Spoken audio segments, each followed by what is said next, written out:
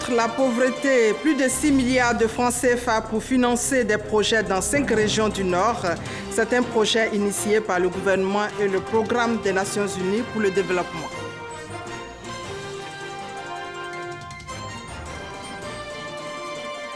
Et mondial 2018, la Croatie a éliminé hier l'Angleterre 2-1.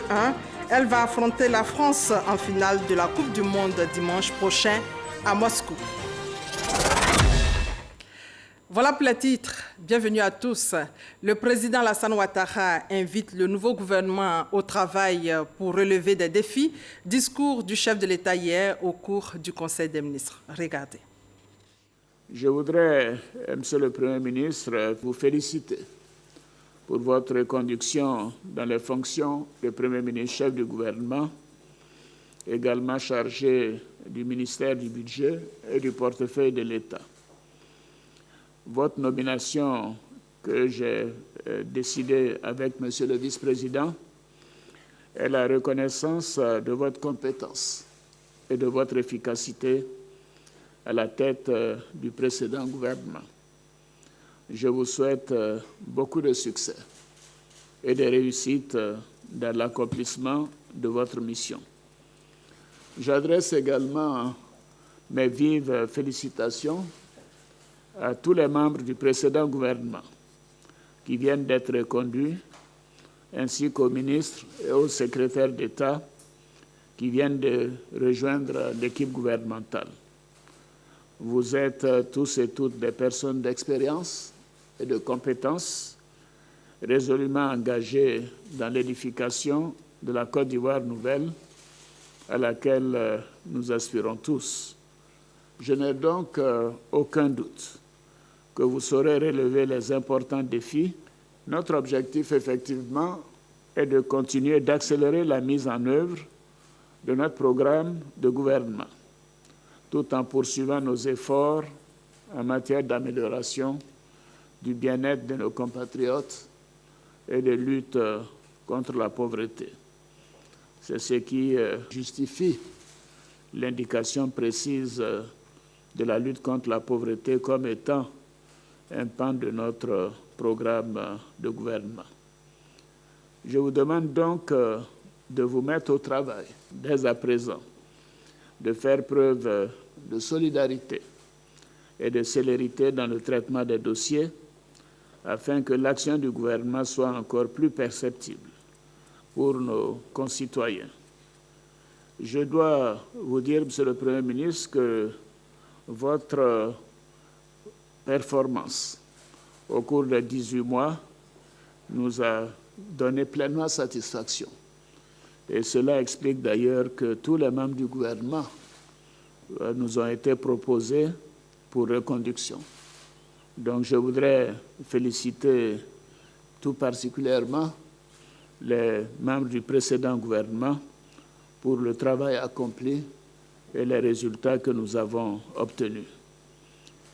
Monsieur le vice-président, Monsieur le Premier ministre, Monsieur le ministre d'État, Monsieur le ministre secrétaire général de la Présidence, Mesdames et Messieurs les ministres, Mesdames, Messieurs les secrétaires d'État, notre pays a eu des performances exceptionnelles ces dernières années en matière économique, en matière sociale, en matière diplomatique. Et je me réjouis que la crise qui a secoué notre nation en janvier et mai 2017 soit maintenant derrière nous pour que nous puissions nous concentrer résolument à faire avancer la Côte d'Ivoire.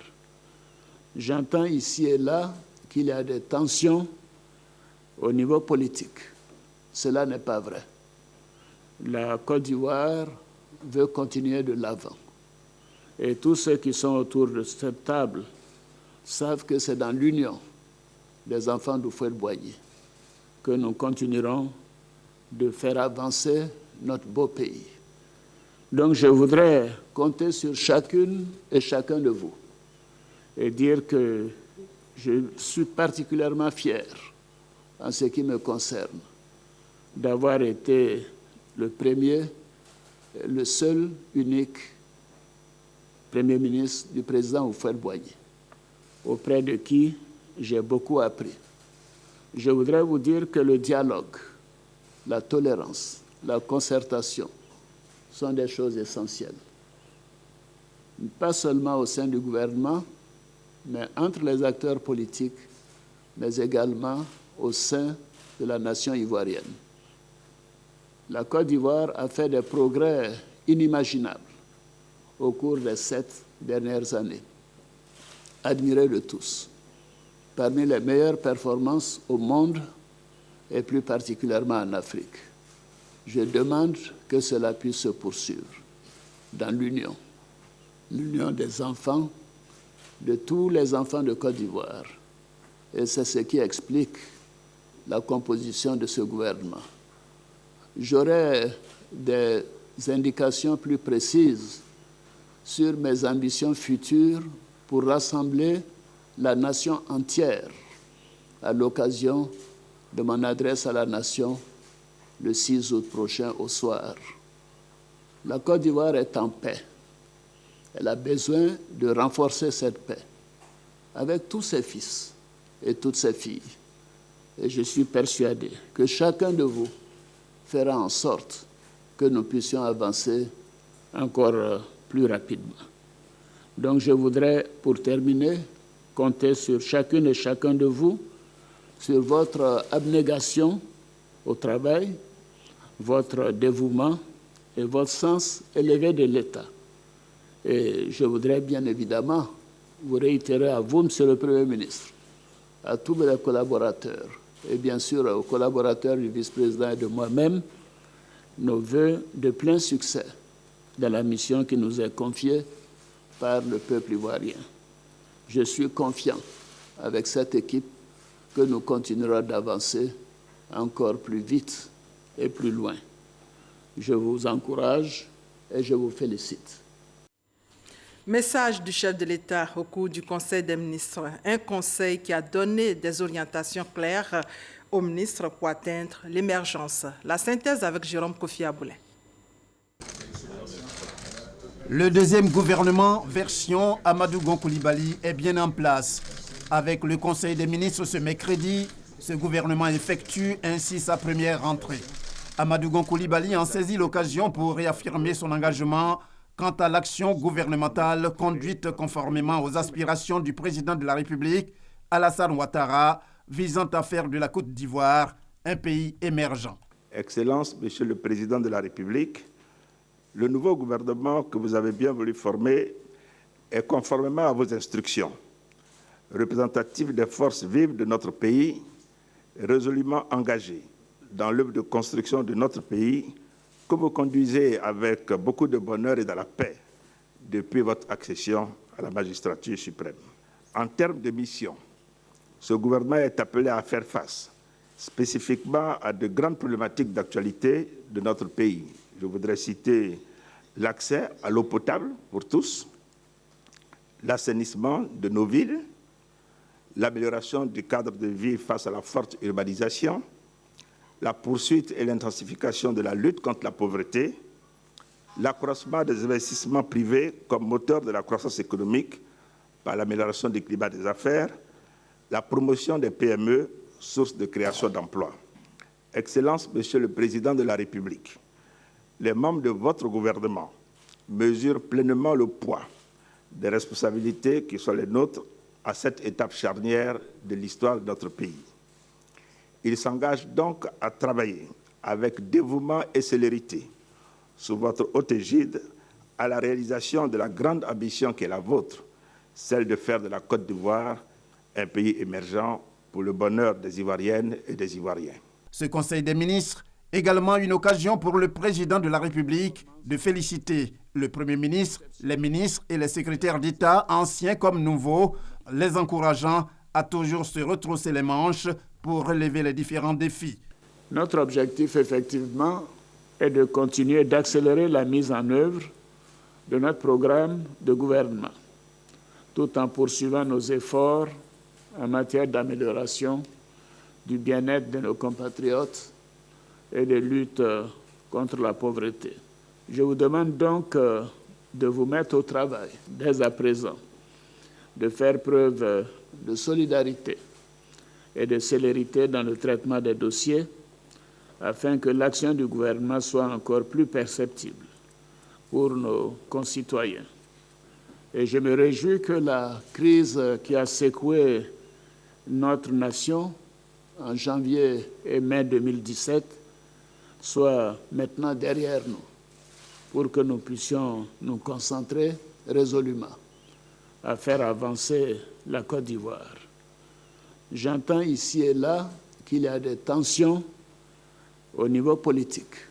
Cela n'est pas vrai. La Côte d'Ivoire veut continuer de l'avant. Et tous ceux qui sont autour de cette table savent que c'est dans l'union des enfants d'Houphouët-Boigny que nous continuerons de faire avancer notre beau pays. Donc je voudrais compter sur chacune et chacun de vous et dire que je suis particulièrement fier, en ce qui me concerne, d'avoir été le premier, le seul, unique Premier ministre du président Houphouët-Boigny, auprès de qui j'ai beaucoup appris. Je voudrais vous dire que le dialogue, la tolérance, la concertation sont des choses essentielles. Pas seulement au sein du gouvernement, mais entre les acteurs politiques, mais également au sein de la nation ivoirienne. Pour les nouveaux venus au gouvernement, il s'agit d'un challenge à la mesure de la confiance que le président de la République, Alassane Ouattara, leur fait pour les avoir appelés à travailler à ses côtés. Je ferai en sorte que la santé soit de mieux en mieux appréciée par les populations. En créant ce département chargé de l'investissement privé, le Premier ministre et son excellent Monsieur le Président de la République ne font que confirmer leur volonté, leur vision de cette émergence basée sur la croissance provenant de l'investissement privé. Se mettre ensemble, c'est encore freiner les crises répétées. Donc nous sommes pour le parti unifié. Nous allons mettre un accent particulier à faire en sorte que le sport soit le catalyseur de notre cohésion sociale. Premier conseil des ministres du deuxième gouvernement de la Troisième République, c'est visiblement avec une très grande joie que les ministres, au nombre de 36 et les 5 secrétaires d'État, plus que jamais déterminés à œuvrer pour le bonheur des Ivoiriens, y ont pris part autour du président de la République, Alassane Ouattara. Juste après le conseil, la conférence de presse du Premier ministre, Amadou Gon Coulibaly a expliqué la création des ministères de la ville et de l'hydraulique. C'est un gouvernement de combat pour régler des problèmes qui sont les problèmes de nos compatriotes. Au titre des innovations de ce nouveau gouvernement, un ministère de la ville, un autre de l'hydraulique et un secrétariat d'État auprès du Premier ministre chargé de la promotion de l'investissement privé. Les problèmes donc, de la ville sont extrêmement complexes. Ils touchent plusieurs ministères. Vous avez la question de l'urbanisation, vous avez la question de la mobilité urbaine, vous avez la question du désordre urbain que l'on peut donc constater, la question de l'embellissement des villes. Entre autres missions de ce ministère, structurer la planification urbaine et faire de façon plus générale que la qualité de vie dans les villes s'améliore. La question de l'approvisionnement en eau potable a donné vie au ministère de l'hydraulique. Après la grave pénurie d'eau qui a frappé la ville de Bouaké et plusieurs autres à l'intérieur du pays, il était important pour le gouvernement de prendre le problème à bras-le-corps. Et pour soutenir cette politique sociale, il faut de l'argent. Le gouvernement veut compter avec le secteur privé. Il faut que les investisseurs soient rassurés sur le climat des affaires dans notre pays. Nous avons fait déjà beaucoup, mais le président de la République a estimé que nous devons continuer d'inspirer encore plus confiance. C'est pour cela qu'un secrétariat d'État chargé de la promotion de l'investissement privé a été également mis en place avec pour objet de travailler de manière transversale à créer toutes les conditions qui puissent inciter le secteur privé à investir dans notre pays. Autre point évoqué, la prise en compte de la lutte contre la pauvreté, désormais arrimée au ministère de la Solidarité. Cette initiative permettra d'élargir le programme de filet social. Il était important que par solidarité nationale, que la lutte contre la pauvreté constitue également un axe extrêmement fort de l'action gouvernementale. Et le président de la République a tenu à insister donc sur ce point. Sur l'actualité brûlante des déguerpis de Port-Bouët, le chef du gouvernement a tenu à faire des précisions. S'il advient que dans un cas, des gens sont au cimetière, ce n'est pas totalement conforme à ce qui avait été décidé. Ce qui a été décidé, c'est de déguerpir les gens, que ce soit ceux qui obstruent le passage de l'eau ou ceux qui sont dans des endroits à risque, donc où leur vie est exposée. En toute responsabilité, donc le gouvernement ne peut pas laisser ces personnes à ces endroits-là, mais elles devaient être déplacées dans des sites prévus donc par les mairies avec les commodités. Elles devaient être déplacées dans des abris qui ont été décidés donc par le gouvernement. Le ton est donné. Le nouveau gouvernement RHDP favorable au parti unifié est attendu au résultat. Reportage signé Alexis Ouedraogo. Mais comment les nouveaux ministres ont vécu leur premier conseil? Quels sont leurs défis, leurs réactions? Le pan qui m'a été confié est un pan sur lequel les attentes sont pressantes. Je le comprends. Donc nous allons nous mettre à la tâche et nous ferons comme nous l'avons fait ailleurs, en sorte que nous ayons des résultats à la satisfaction générale. En ce qui nous concerne, nous devons œuvrer dans une vision partagée pour faire en sorte que le secteur qui nous a été confié, le secteur de l'artisanat, puisse être un secteur clé dans le cadre de l'émergence de notre pays en 2020. Un secteur important qui est l'hydraulique, un secteur technique pour relever le défi, n'est-ce pas, le déficit d'eau potable pour la population. Ce gouvernement s'attelle à régler les problèmes des Ivoiriens. C'est la mission confiée au Premier ministre à travers les membres du gouvernement que nous sommes.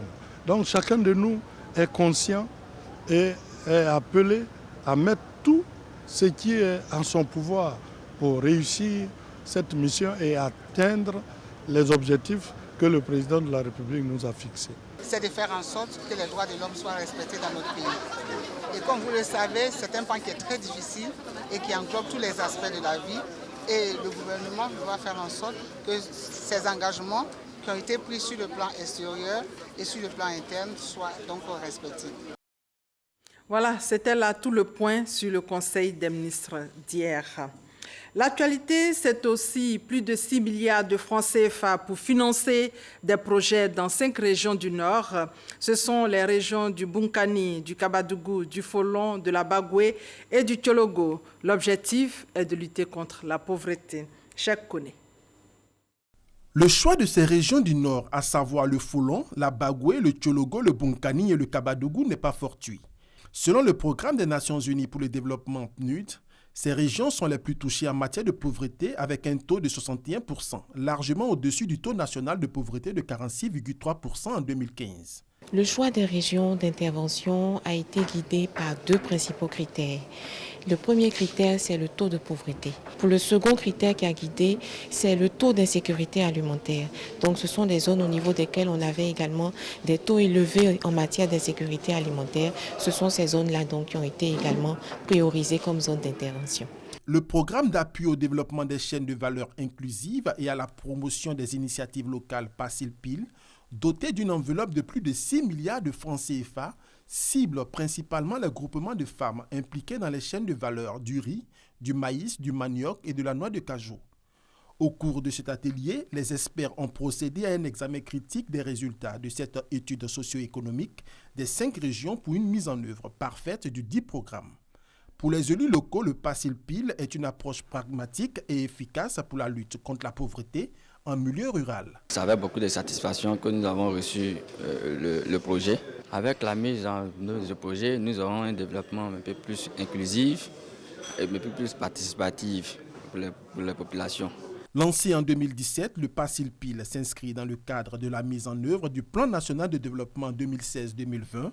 Il a pour mission d'améliorer les conditions de vie des populations à travers le financement de plusieurs projets dans les régions de Côte d'Ivoire.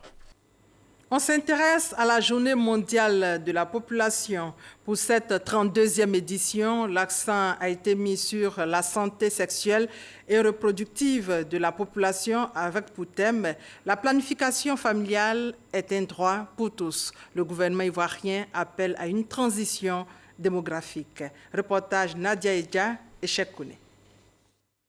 89 millions de grossesses non planifiées, 48 millions d'avortements, 10 millions de fausses couches et 214 millions de femmes avec des besoins non satisfaits en planification. C'est ce qu'indique le rapport sur l'état de la population mondiale 2017 du Fonds des Nations Unies pour la population UNFPA. Une situation alarmante au centre de cette 32e édition de la Journée mondiale de la population. L'un des défis majeurs de notre pays en matière de population est d'accélérer la transition démographique en vue de l'émergence économique et sociale. Dans cette perspective, une politique de planification familiale réussie devient une exigence. J'exhorte les femmes, les jeunes filles et surtout les hommes à adhérer pleinement à la politique du gouvernement en matière de planification familiale. Dans cette optique, des investissements ont été réalisés par le gouvernement dans les domaines de la population et de la santé sexuelle et reproductive. Au titre des actions fortes, je voudrais citer la création en 2012 au sein du ministère du Plan et du Développement de l'Office national de la population. L'adoption d'une politique nationale de population 2015-2025 intégrant l'accélération de la transition démographique à travers le repositionnement de la planification familiale. La mise en place au sein du ministère en charge de la santé d'un programme national dédié à la santé de la mère et de l'enfant assorti d'un plan national de planification familiale 2015-2020. L'allocation de ressources importantes destinées à permettre un large accès des populations aux moyens contraceptifs. Cependant, en dépit de ces efforts du gouvernement, beaucoup reste encore à faire avant d'atteindre les objectifs de développement durable préconisés en 2015 lors du sommet des Nations Unies. Ils visent à assurer d'ici à 2030 l'accès de tous à des services de soins de santé sexuelle et procréative. L'Institut Pasteur de Côte d'Ivoire va abriter bientôt une plateforme de génétique moléculaire. Elle permettra de dépister les maladies congénitales. Une fondation mobilise alors 500 millions de francs CFA pour la prise en charge de ces pathologies. Didier Nguessan et Franck Adio pour plus de détails.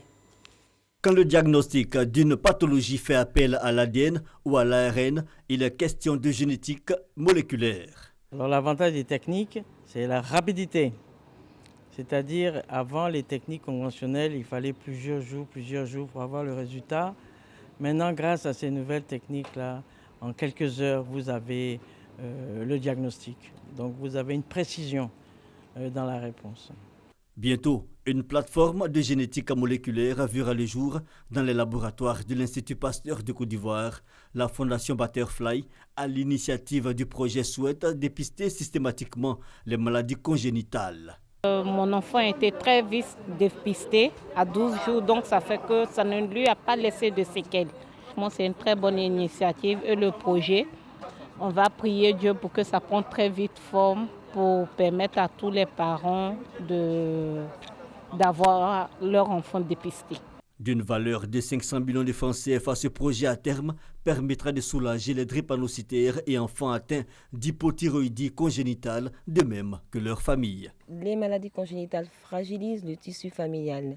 Elles représentent une importante source de stress psychologique et financier pour les familles, conduisant parfois au divorce ou même à l'abandon de ses enfants. On va parler de l'opération Grand Ménage. 17 mois après, quel bilan? Un séminaire a été organisé pour faire un point. Grâce Kando. Curage des caniveaux, balayage des rues et ravalement des façades. Des actions qui font partie de l'opération Grand Ménage. Cette initiative, lancée en 2017, avait, selon le gouvernement, pour objectif de donner fière allure aux villes et communes de Côte d'Ivoire. 17 mois après son lancement, Les populations s'approprient-elles l'opération?